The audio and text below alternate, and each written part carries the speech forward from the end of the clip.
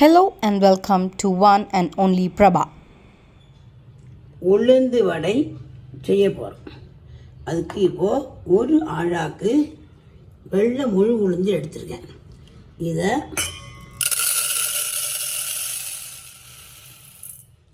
நம்ம 3 times wash பண்ணி நல்ல தண்ணியில் ஊற வைக்கலாம். அதுக்கப்புறம் ஊறினதுக்கப்புறம் அரைக்கலாம்.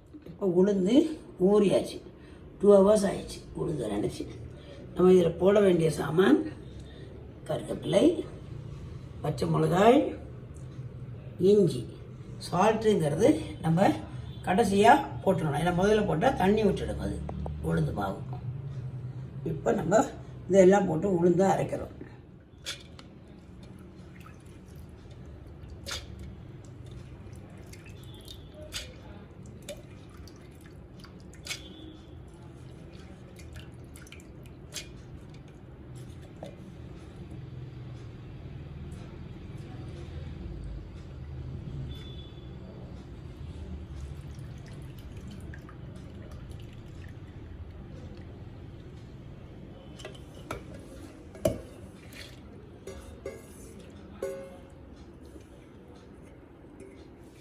இப்போது அரைச்சி வழித்து வச்சாச்சு. தண்ணி தெளித்து அரைக்கணும். தண்ணியை கோரி விட்டுறக்கூடாது. இப்போ நம்ம சால்ட்டும் பெருங்காயமும் இதில் போடணும். ஒரு ஆழாக்கு உளுந்து 1 ஸ்பூன் உப்பு, 1 டீஸ்பூன் உப்பு.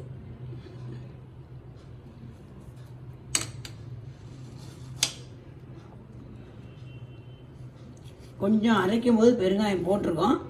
இப்போ சாஸ்திரம் திரும்பியும் பெருங்காயம் போடுறோம்.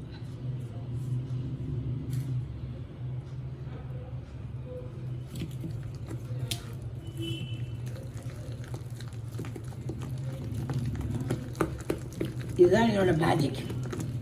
வடையோட மேஜிக்கே இதுதான்.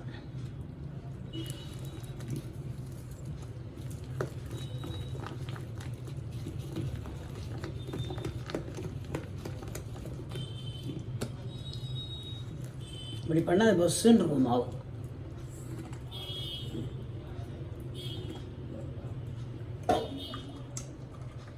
இப்போ அடுப்பில் எண்ணெய் வச்சாச்சு.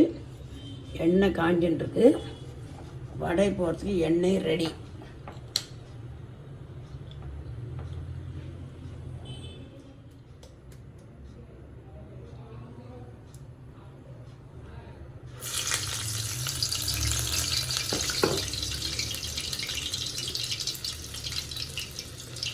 இந்த வடை போடுறது நம்ம தம்பி ஒய்ஃபு.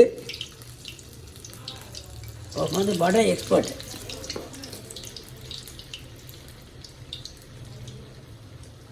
நான் ரொம்ப நாளாக இப்போ வடை போடணும்னு சொல்லி ரொம்ப நாளாக வெயிட் பண்ணிட்டு இருந்தேன்.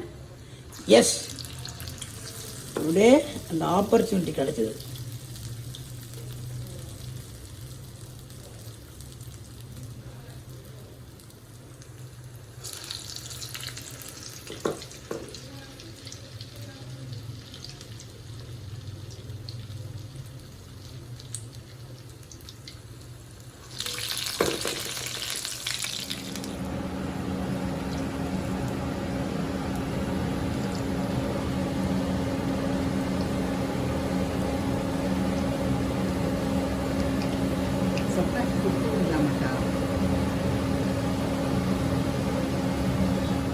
அதனால் செவந்து பொறிஞ்சு வந்துருக்கா, எடுக்கிறதுக்கு ஆயாச்சு இல்லையா?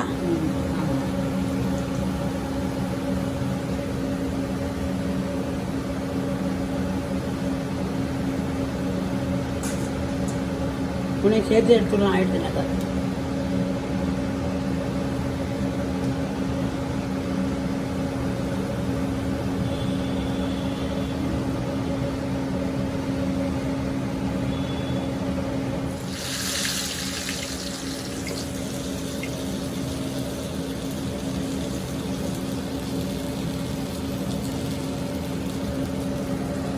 பிகினஸாக இருந்தால் ஒரு வாழை இலையிலையோ ஒரு பால் கவர்லையோ தட்டி போட்டு போடலாம் இல்லையா? எக்ஸ்பீரியன்ஸ் ஆளுக்கு மட்டும்தான் உள்ளங்கையில் வச்சு ஓட்டை போட்டு போட முடியும். அப்படியே பொத்துன பால் கவர்லையோ வாழை இலையிலையோ பிளாஸ்டிக் கவர்லையோ போட்டு ஒரு ஓட்டையை போட்டு அதுக்குள்ளே போட்டுடலாம்.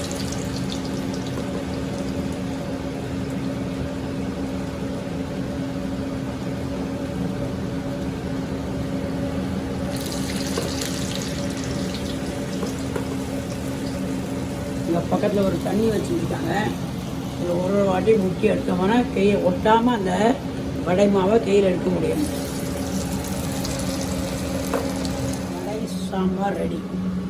இந்த வீடியோ உங்களுக்கு பிடிச்சதா லைக் பண்ணுங்கள், ஷேர் பண்ணுங்கள், சப்ஸ்கிரைப் பண்ணுங்கள். தேங்க்யூ.